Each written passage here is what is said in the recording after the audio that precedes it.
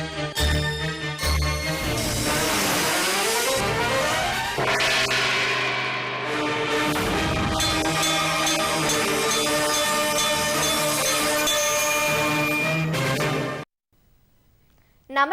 ఘంటారావానికి స్వాగతం. ముందుగా ప్రధానాంశాలు.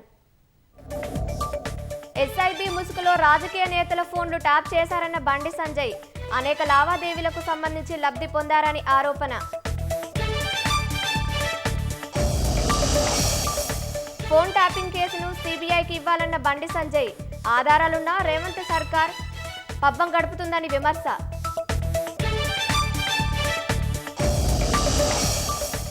ఫిల్మ్ ఫెడరేషన్ యూనియన్లతో ఎవరు సంప్రదింపులు చేయొద్దు. సినిమా నిర్మాతలకు తెలుగు ఫిల్మ్ ఛాంబర్ కీలక ఆదేశాలు.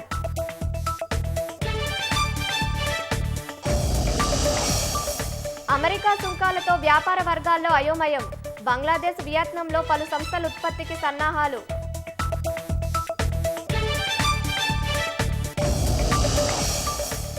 ట్రంప్ టారిఫ్ల ప్రభావంతో నష్టాల్లో ముగిసిన స్టాక్ మార్కెట్లు.